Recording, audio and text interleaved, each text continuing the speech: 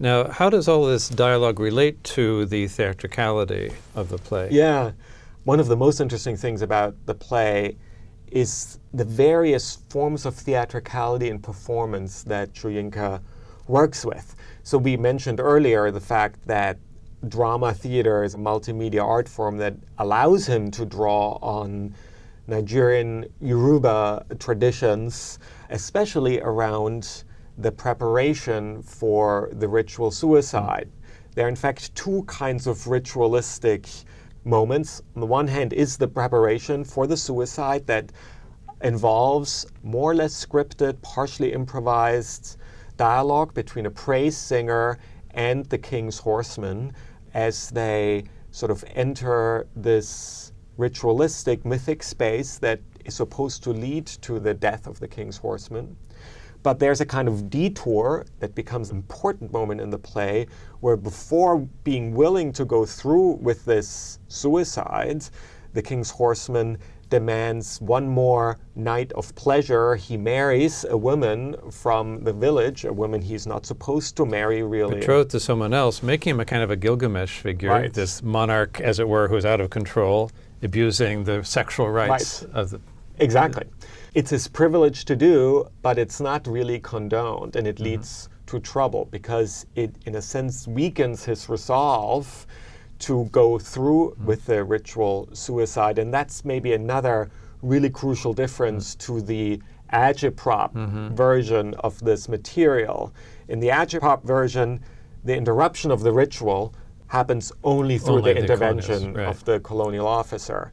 Whereas here, yes, the colonial officer intervenes, but also the king's horseman himself And it's actually quite nice. kind of hesitates. Just think of this because there's rather bald speeches in the earlier play about in which Ellison says, "Oh, you Europeans made me impotent," right? Whereas here he's far from impotent. In fact, he actually gets the woman pregnant, and the next generation will come along after it. So it's not a question of, oh, African impotence in the face of colonialism at all. It's a question of handling all this life. Right, and being too attached to life, right? This is what he's being accused to. What other theatrical forms are you finding in the play? So this is one theatrical form, this dialogue between the praise singer and Ellison, the king's horseman, including the music that goes along with it, both the kind of drumming and singing that leads to a marriage and that leads to ritual suicide. So Two different drum patterns. To different drum patterns that various characters either recognize or not. So there's something on the sort of Yoruba ritual, there's something confused, something has gone wrong through this marriage, and that manifests itself on different drum patterns. So that's one. There's also the kind of representation of kind of marketplace scenes that happen at various moments, sort of everyday life, if you will, in the market. But what's very interesting is at the same time... Instead of kitchen sink realism, it's market stall realism. Right, it's true. But at the same time, this interest in different rituals and performance, this kind of perspective on that, is also turned towards the British. So it's not the case that here are the sort of traditional Yoruba who have all kinds of rituals and forms of performance and dance.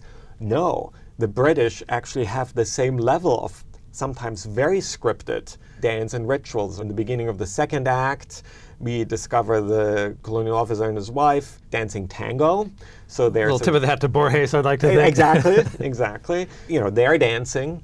And then in some ways, the culmination is a mask ball. And it's read as a mask, right, as it was by Ben Jonson. Exactly. So it's a very 17th scripted, century. very old, traditional, if you will, theatrical form. And this is what the stage direction foreseen for, it's a very formal dance, says a mask. So everyone knows this is this particular kind of performance genre that involves elaborate dress and masks.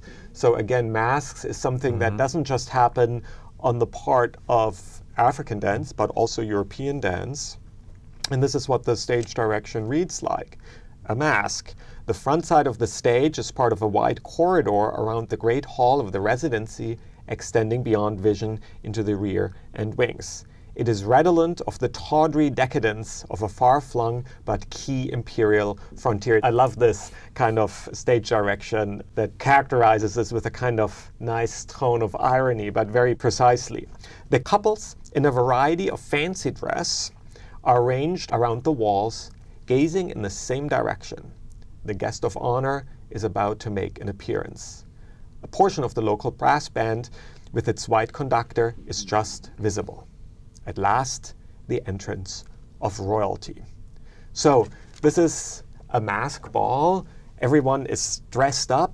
They're looking in the same direction. This is very much a ritualistic sort of entrance of royalty. There's a brass bands and so on and so forth. So it's apparently a native brass band with a white conductor. So the hierarchies are all perfectly just show there. No dialogue. You just see it. Right. So I think, in a sense, that there's almost a kind of anthropological interest in the strange British European. And the Sun says, "You people have these strange customs. So get used to these." Right. Exactly. The reverse anthropology. It goes both ways.